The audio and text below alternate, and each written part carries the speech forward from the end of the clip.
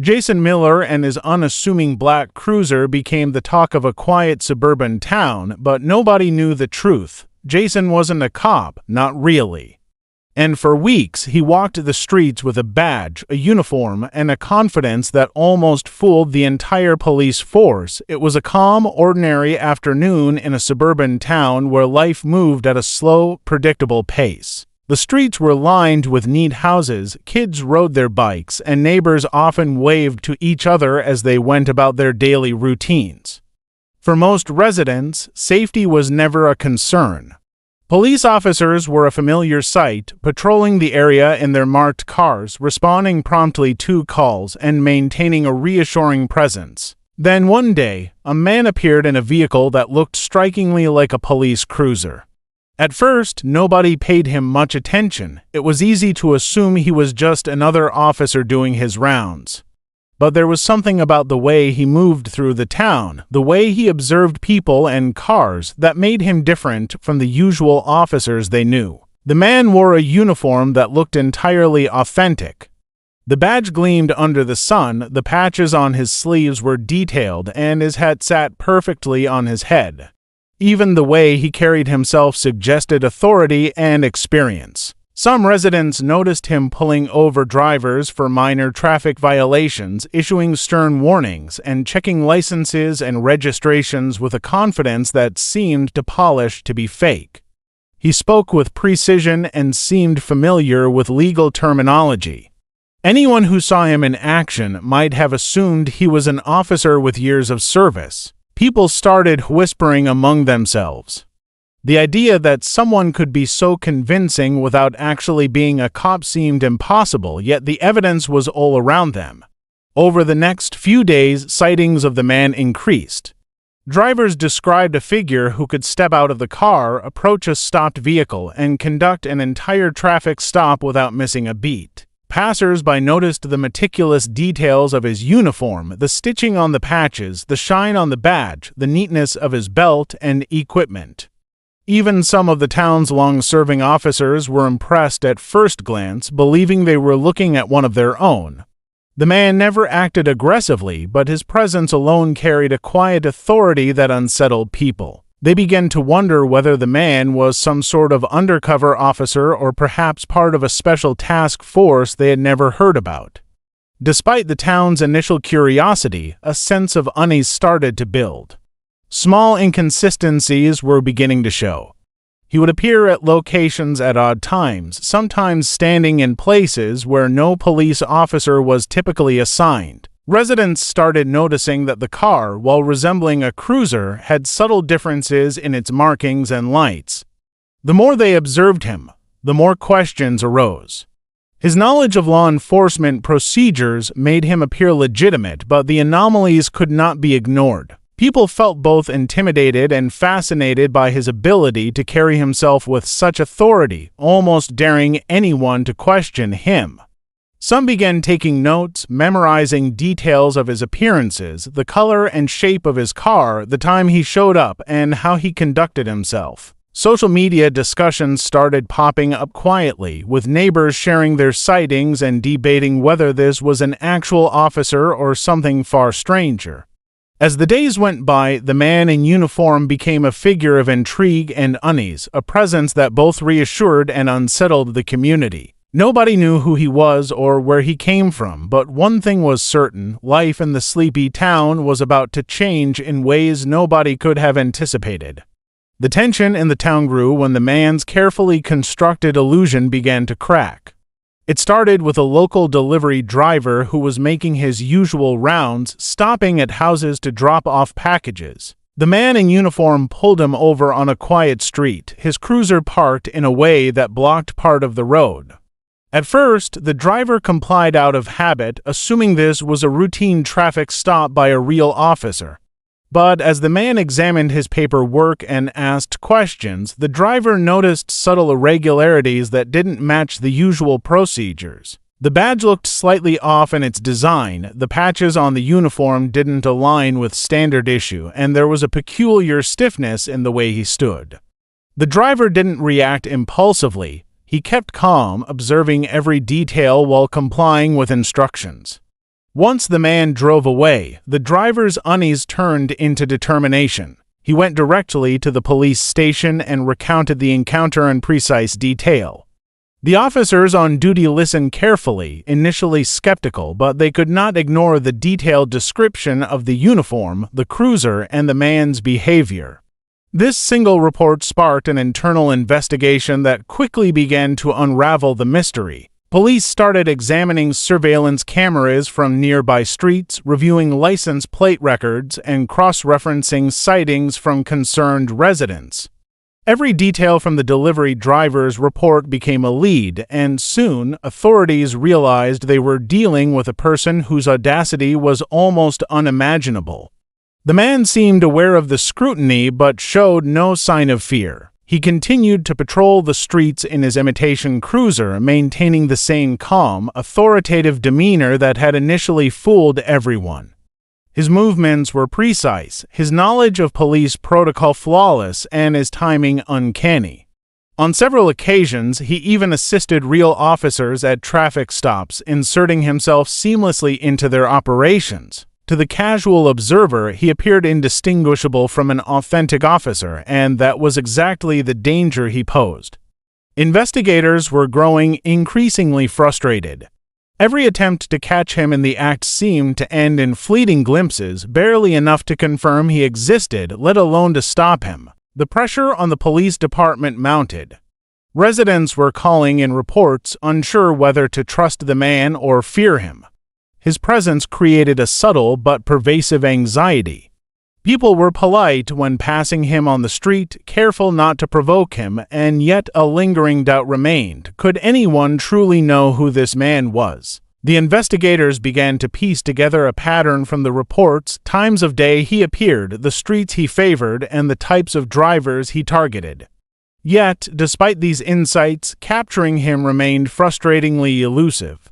The man's ability to blend authority with subtle deception was remarkable. He was meticulous in every detail, from his uniform to his interactions, exploiting the trust people had in those who wore a badge.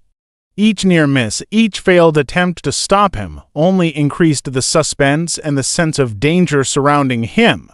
By the end of this period, the town was no longer the quiet, predictable place it had once been. The mystery man had inserted himself into daily life, turning ordinary routines into tense encounters. The knowledge that someone so convincing could be impersonating law enforcement created a ripple of unease, leaving everyone wondering how long it would be before his deception was finally uncovered. Weeks passed, and the man in the uniform seemed untouchable. Despite the growing investigation, he continued his activities with an almost unnerving confidence. He drove the same cruiser, stopped vehicles with the same practiced efficiency, and carried out what appeared to be legitimate checks. Every encounter he had with residents and drivers seemed carefully choreographed, as if he had rehearsed each step countless times. His knowledge of police procedures was not superficial. He could answer questions about traffic laws, issue citations in the correct format, and even reference regulations that most officers had to double-check. This level of expertise made the task of identifying him feel nearly impossible. Investigators tried multiple approaches to catch him.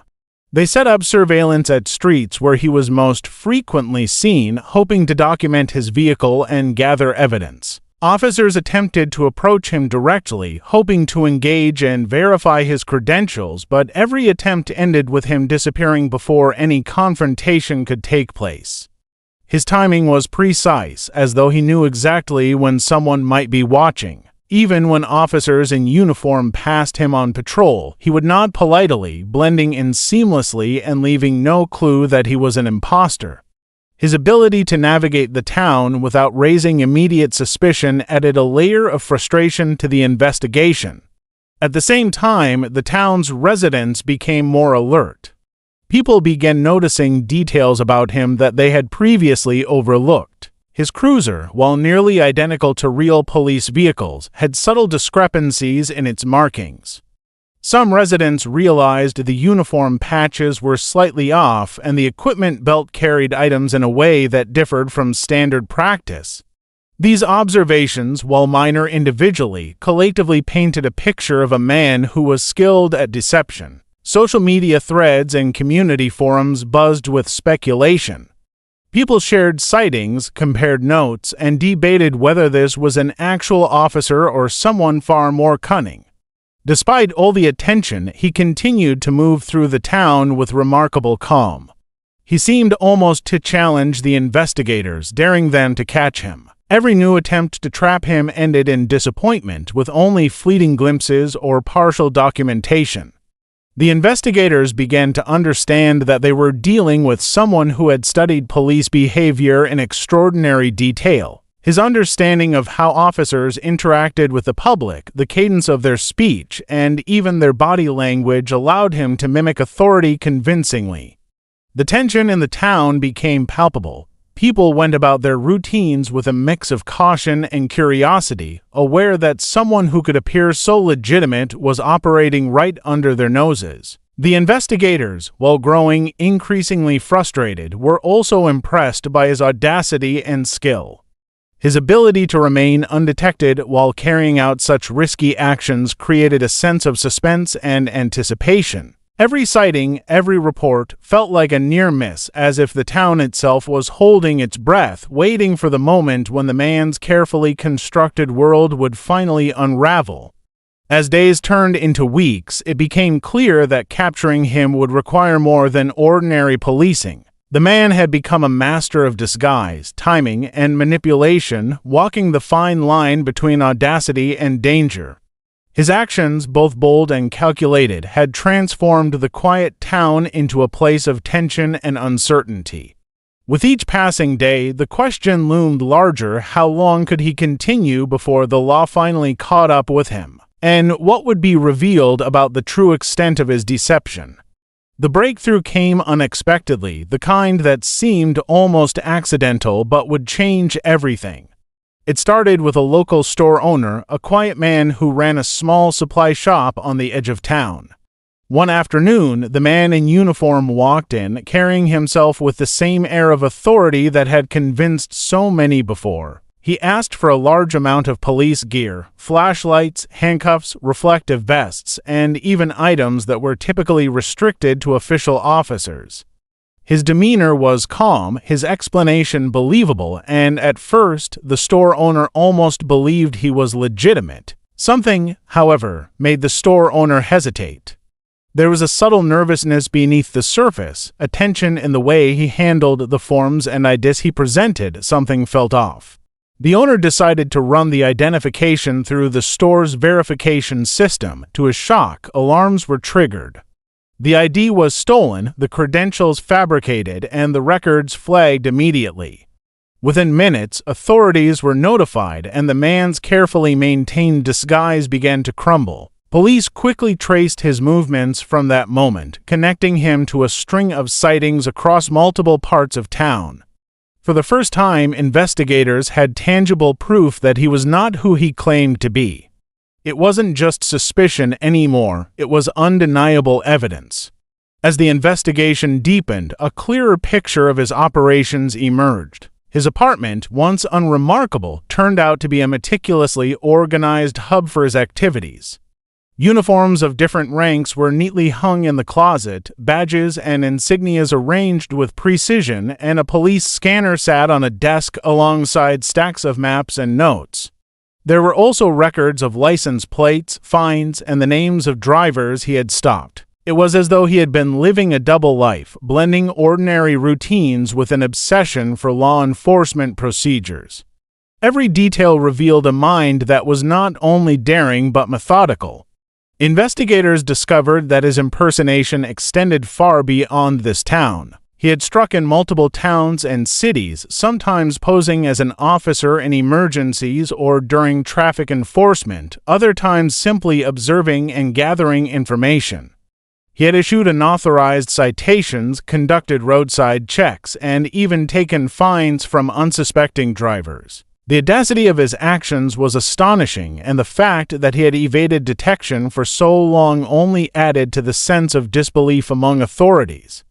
Each new piece of evidence revealed a man who understood the law well enough to mimic it convincingly but had no intention of following it. Despite this mounting evidence, capturing him remained a delicate task. Investigators knew they could not act hastily. He was cunning and careful, and any misstep could allow him to vanish once again. They began to plan with precision, coordinating undercover officers, monitoring his routines, and predicting his next moves.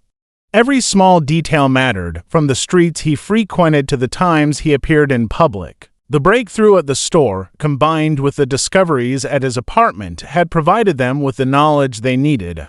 The tension in the investigation shifted from frustration to cautious optimism as the authorities finally saw a way to bring his elaborate scheme to an end. The man who had once seemed untouchable was now vulnerable, and the net was closing in, slowly but surely. The end came quietly, without the dramatic chase or confrontation that many had imagined. By this point, the authorities had pieced together nearly every aspect of the man's movements. They had studied his patterns, tracked his sightings, and analyzed his behavior in detail. The plan was precise, calculated, and patient. Undercover officers coordinated a sting operation, creating a scenario designed to lure him into acting exactly as he had so many times before.